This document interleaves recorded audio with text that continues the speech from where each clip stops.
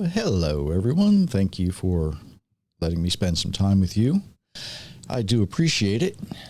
Appreciate everybody who's listening to the audio only. If you would go over to either YouTube or Rumble, give us a like, share, subscribe, all those good things. You know the deal. You know the deal, right?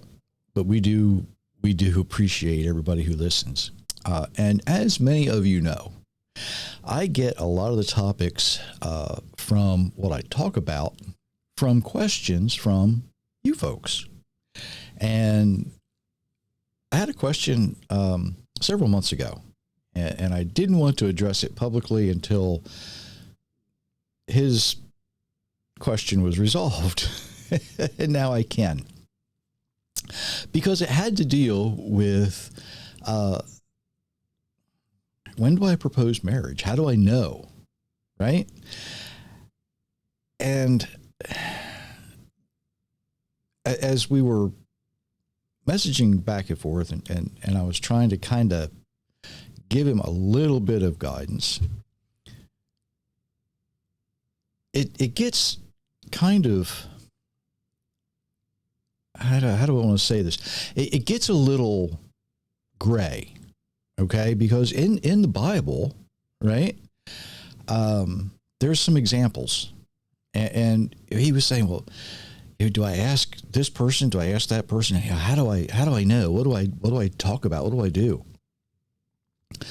And there's examples, but they're all different. If we look at Esther, for instance, she didn't date the king before she was chosen.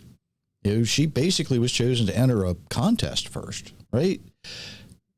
And then if we look at Ruth and Boaz basically broached the subject with the person who was in line to marry Naomi. Although, if you look at that whole story, Ruth did sort of entice Boaz, right? And then, of course, David and Bathsheba. David wound up with Bathsheba through some very nefarious dealings. But none of these examples are how we might expect to experience or explain this today, because our society is so different. Our traditions are different. Our expectations are different. Our whole outlook and the way it has evolved over the years has changed. But before I get into that, let's look at something kind of important. In the Western world, dating has basically replaced courtship, right? And I will say that in the perfect world that we don't live in, dating should only last a couple of weeks at the most. That would give you sufficient time, for two people to know, are we compatible? Are we okay together? Do we enjoy each other? Yes, no. Sometimes, but even more importantly, is it two people spending time together, or is it two people that the Creator has brought together? That is the question. Sadly today, a lot of people have never been taught what marriage is, so they don't understand that dating isn't what leads to a strong marriage. Love isn't what leads to a strong marriage alone. Even trust doesn't lead to a strong marriage. But getting to know someone's one thing. And if that leads into that deeper feeling of, I think I can raise a family with this person, then that's when something else begins to develop. You see, both people, they need to have a desire and a want to be married. But one can't do it alone. One's not enough. If both people feel they're ready and they continue the relationship, it will probably move on to something more than just spending time together.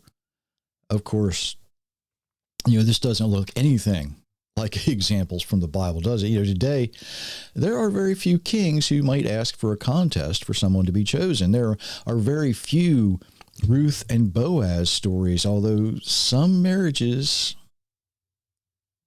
and one entices the other. Yeah, okay. I'll go along with that. Um, and although there are probably some marriages, and I shouldn't laugh about this, I really should, but in a way, it's kind of funny the way I'm going to say it. There are some marriages that may have been brought about through some nefarious dealing. Not all of them that work will, right? I think you know where I'm going with that. It's not the norm.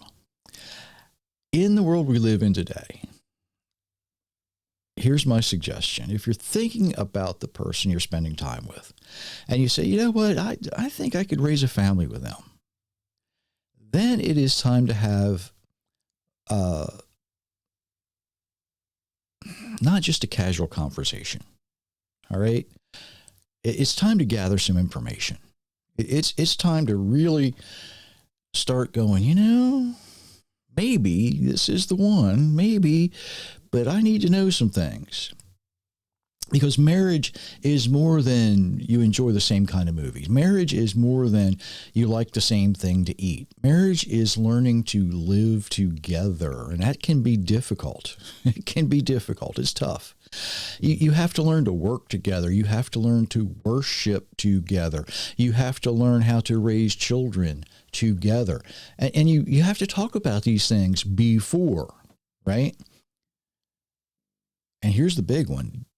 Is one person trusting their creator and the other one not? That's a big one. That one gets in the way a lot. Does one person want children and the other doesn't want children? Does one keep a very neat, tidy, organized home and the other one just refuses to clean? You see, having an understanding of these things builds a foundation for a strong marriage, and only after satisfying these questions and many, many more, depending on who you are, right? Depends on the culture, depends on society, all these things come together. You have to discuss them. Then, once all of that's satisfied, the subject of marriage can be discussed. As much as you might love the idea, oh, I just love being with this person. I love it when we go here. I think it's wonderful when we do that. I think it's great when we go there. We have so much fun together.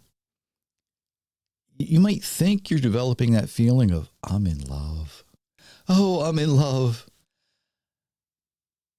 Here's where I gotta bust your bubble just a little bit. Don't allow your emotions to overrule your conscience.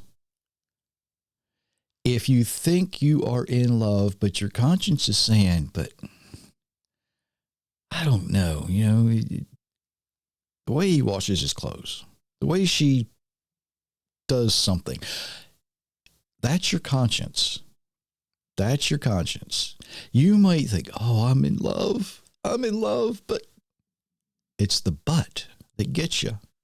It really is. It will cause you problems in the future if you do not work it out now. Marriage is a covenant. And if you're both not willing to give 100% of everything that you have, it will never be strong. It will never be a strong marriage. The who asked who isn't really important. Should I ask my father? These are cultural, societal guidelines. And those shift with society, culture, and tradition.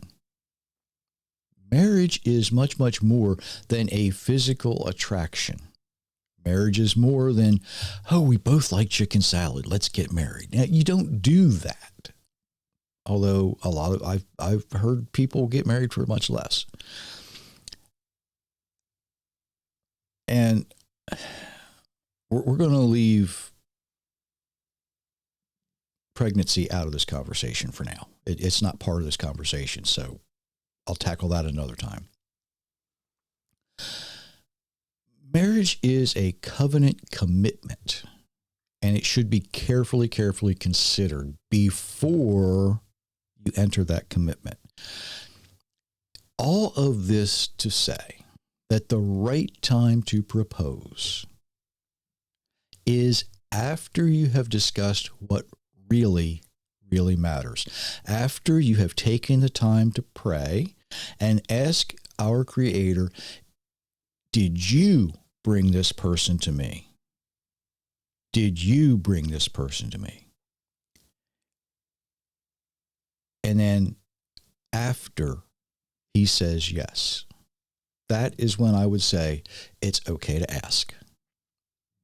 After you've after you've gone through the discussions, after you have kind of gathered all the information, you don't need a background check unless you really want one.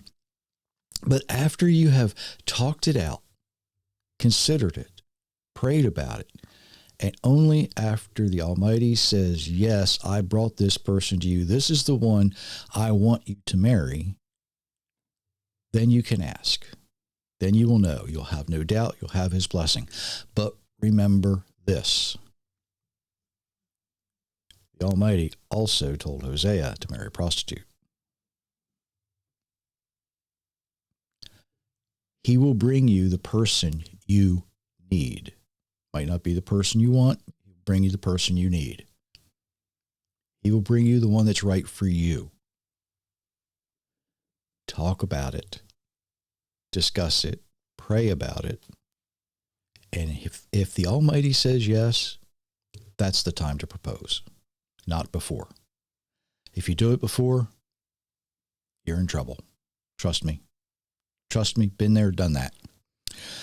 And believe it or not, after 35 years now, coming up on 35 years, I believe, I have a little bit of experience knowing when it's right and a lot of experience knowing when it's wrong. So, something to think about until next time. And as you're thinking about it and you want something to read, the books are available at authorjerrymitchell.com. There's my commercial for the day. If you're thinking about marriage, don't take it lightly. It's serious. I've been married for 35 years. I can joke about it a little bit. You know, I've lived through it. I've lived through a divorce. I know what it's like. That was a long time ago. Didn't enjoy it. Don't make my mistake. Talk it out first. Pray about it. And only when the answer is yes. From God first. Then you can ask the person that you're interested in. Something to think about until next time. And until then, many, many blessings, everyone.